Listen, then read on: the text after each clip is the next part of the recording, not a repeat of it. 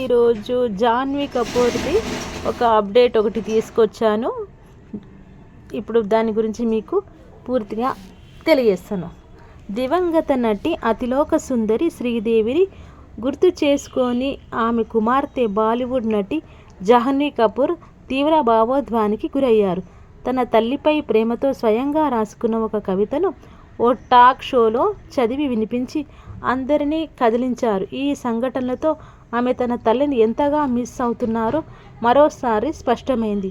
నటుడు ట్వింకిల్ ఖన్నా కాజోల్ హోస్టులుగా వ్యవహరిస్తున్న too much with Kajol and twinkle అనే కార్యక్రమానికి జాహ్నవి కపూర్ కరణ్ జోహార్తో కలిసి హాజరయ్యారు.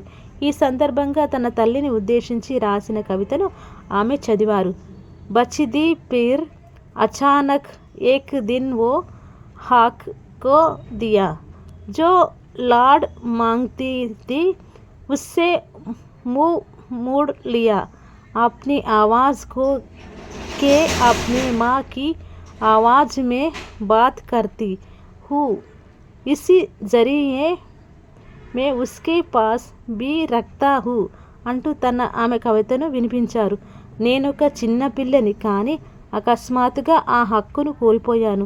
ఎవరి ప్రేమ కోరుకున్నానో వారికే దూరం అయ్యాను. నా సొంత గొంతును కోల్పోయి ఇప్పుడు అమ్మ గొంతుతో మాట్లాడుతున్నాను. ఈ రూపంలోనే ఆమెను నా దగ్గర ఉంచుకుంటున్నాను అని ఆ కవిత సారాంశం. 2018 ఫిబ్రవరి 24న దుబాయ్లో ప్రమాదవశాత్తు బాత్టబ్లో మునిగి 54 సంవత్సరాల శ్రీదేవి గారు మరణించిన సంగతి తెలిసింది. జాహ్నవి తొలి చిత్రం ధడక్ విడుదలకు కొన్ని నెలల ముందే ఆమె కన్నుమూయడం దేశవ్యాప్తంగా అభిమానులు తీవ్ర దిగ్భ్రాంతికి గురిచేసింది. శ్రీదేవి మరణానంతరం ఆమె భర్త బోనీ కపూర్, మొదటి భార్య, పిల్లలైన అర్జున్ కపూర్, అన్షుల కపూర్ తమ సోదరులు జాహ్నవి, ఖుషీ కపూర్లకు అండగా నిలుస్తూ వస్తున్నారు. శ్రీదేవి తర్వాత Jahnavi, Gunjan Saxena, good luck, Jerry, milli Bawaal, mister and Mrs Mahi వంటి చిత్రాలతో నటిగా మంచి గుర్తింపు తెచ్చుకున్నారు. ఆమె చెల్లెలు ఖుషీ కపూర్ కూడా 2023లో ది ఆర్చిస్ సినిమాతో అరంగేట్రం చేశారు. ఇటీవల జాహ్నవి కపూర్ నటించిన సన్నీ సంస్కారీకి తులసి కుమారి చిత్రం 100 కోట్ల క్లబ్లో చేరింది.